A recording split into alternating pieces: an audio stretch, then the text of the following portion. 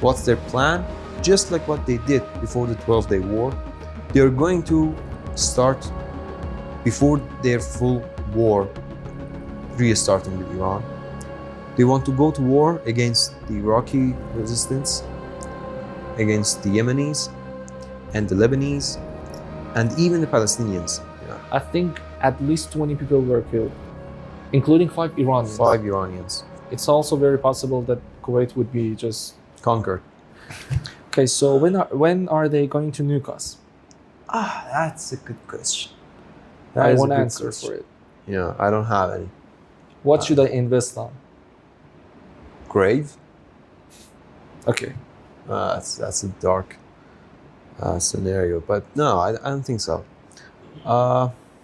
Let's have a recap on what happened actually. Since when?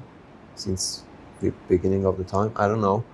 Since the ceasefire. No, since the agreement, the MOU. The MOU. So there was an agreement between Iran and the United States that was supposed to end the war permanently, and it didn't. Why didn't it end the war? Because it was written in a very vague way, and it was very interpretable, if that's a word. I don't know. Everyone has their own version of interpretation. You could interpret it in a different ways, Yes. So there was that. And one of the most important things in that MOU or Memorandum of Understanding, was its 5th clause, I think. With the 5th article, let's say. Article, whatever it was, the 5th one. It was about the Strait of Hormuz. Yeah, the arrangements of the Strait of Hormuz. In that agreement, it's written that Iran must take arrangement to reopen the Strait of Hormuz and bring the traffic, the shipping, the navigation of ships back to the level that was before the war. The normal situation. Normal situation, yeah. But it was supposed to be Iran that takes arrangements. It was supposed to be under Iran's arrangements. Exactly. For the upcoming 60 days. That was basically what got Iran's consent to that agreement. Iran didn't agree to any of that, until that point was taken by the Iranians and that concession was made by the Americans. So basically that's where the disputes started to happen, because after a few days, even, I think, the Americans started to prop up navigation and started to sneak ships through the southern corridor. I think we talked about it. We actually talked about it. We somehow covered it up. But just to summarize it, basically there was a north corridor, which was from the Iranian, based on Iran's arrangements. It was supposed to be shipped. And there was the southern corridor, which was in the Oman national waters. That the Americans territorial waters. And there was this middle corridor, which is just filled with mines and stuff. It's just unusable. It's not feasible to just pass that over. And so the Americans, as well as the Omanis, based on the help of Omanis, they tried to just pass it. And they tried to just open they tried to reopen the Strait of Hormuz without Iran being involved in it. And it was definitely against the MOU. The Iranians didn't just agree with it, and just happened what happened after that. Exactly. So that was the whole deal. And then there was these tit for tat clashes between Iran and the United States. And then we had 13 days of almost war. We had literally war in the southern region of Iran. Yeah, not Iran nor the United States. None of them named it a war, but it was a war. And during that period, the United States attacked Iran's mostly military installations and some of its Iran's civilian infrastructure in the south part of the country. And Iran restarted its attacks on the US bases, military bases throughout the region. And what happened was really interesting, because Iran started launching missiles towards those bases, and most of the missiles like we're successful. They hit their targets. So, and there was American casualties in like the final days of that round. Officially 4. There was like 3 in Jordan, and 1 in northern Iraq. Yeah. Or Iraq, if you're going to be. This is Oriental. This is Make it Oriental. So and then there was these reports that Dan Kane, the Joint Chief of Staff of U.S. military, is saying to the president and the other decision makers in D.C. that all the targets that we have already targeted them. So either we need to start targeting them again, or we need to stop this. This is just useless. It was supposed to weaken Iran's control over the Strait of Hormuz so that it facilitates the US operation to sneak ships through the southern corridor, and it didn't work. The Strait of Hormuz is still closed, mostly closed. Like a few ships could transit the southern corridor, but it's basically closed. But every day CENTCOM just declares it on its X or anywhere, just that the Strait of Hormuz is absolutely open. Yeah, exactly. But based on the data and the statistics, I think it's really not. It's not. The Strait had like 130 ships going through it before the war. Average. On a daily basis. Yeah, on average. And now there is like 14, 20 tops. And that's before this period of like clashes between us. And many of them pass through the Iranian corridor as well. Yeah, some of them, exactly. With Iranian permission. So the strait is closed. A few days ago, the Yemeni resistance, which has the government in Sana'a, the capital, the Houthis as the Western media calls them. They announced that the Saudi blockade on us must end. The blockade that had been there from 2015, which has led to widespread famine throughout Yemen. Atrocities, basically. Awful human situation in Yemen. And no one talks about it. Nobody talks about it. No one has nobody has any idea that thing is going on in Yemen. So as you mentioned, going on, it's not a historic just fact. Yeah. It's still going on. It's been like for 11, 12 years that it's absolutely blockade on that part of Yemen. There are multiple reports from like UNESCO and stuff that children are suffering from malnutrition. Like in a big way in Yemen. Yes. And that will affect their futures, which is awful situation. It must end.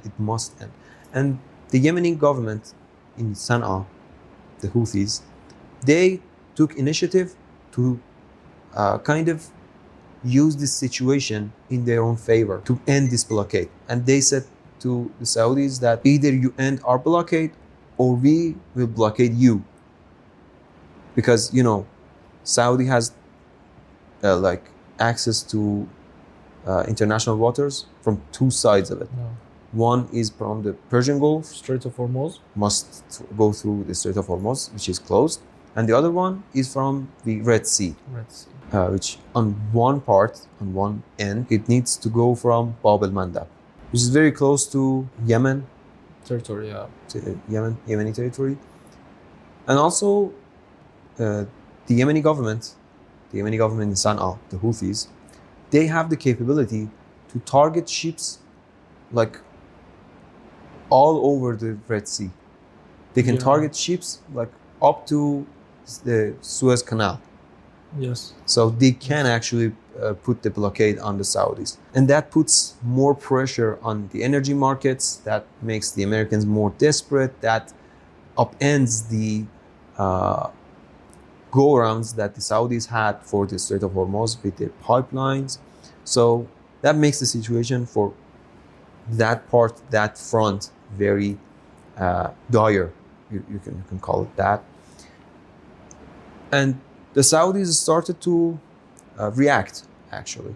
They started to attack and target Yemen again after, I think, 4 years of the war having been stopped. That led to more retaliatory attacks from Yemen and also from Iraq. Just before going to Iraq, I think two things happened that actually triggered Saudis to just take action in such a way. The first one was the Iranian decision to send an airplane to the Yemeni international airport in Sana'a, which was definitely they were trying to just breach the let's say the blockade, and they did it. First time was successful. The second time that Iran tried, I think, just correct me if I'm wrong. The second time that Iran sent another one, the Saudis at the same time tried to actually target the international airport of Sana'a, and it was after that that the Yemenis tried to and just declared basically that we are going to impose kind of a blockade on the Saudis because of all the blockade and on all the things that just we talked about. After that, as you were trying to just talk about it right now, we also had some reports. It's not officially kind of confirmed. It's just the Saudis claim. But at the same time, we had some reports that there were some kind of drones probably or any kind of projectiles being sent from the Iraqi territory to their facilities anyway. Yeah. And after that, to the energy infrastructure. Exactly. And after that, we had this kind of incident that happened kind of just a couple of nights ago that the Saudis, alongside the Americans, targeted Iraq. In a big way. In a big way. Yeah. I think at least 20 people were killed, including 5 Iranians. 5 Iranians, military advisors there. Yeah. They were killed also. So the situation is absolutely evolving. And now, Benjamin Netanyahu, he is in Washington, D.C. Yeah. And at the same time, who else is there? Our favorite guy, Khaled bin Salman, is there. The same guy. Old friend of Lindsey Graham. Exactly. The same guy that traveled to D.C. before the previous war. Again, he's there. And Benjamin Netanyahu is there. And Trump is also there. What do you expect? So I think something is cooking. Just something. Something is cooking. And I'm going to tell you what is cooking. I think they know that another round of like aerial attacks on Iran, it's not going to do it. It's not going to cut it.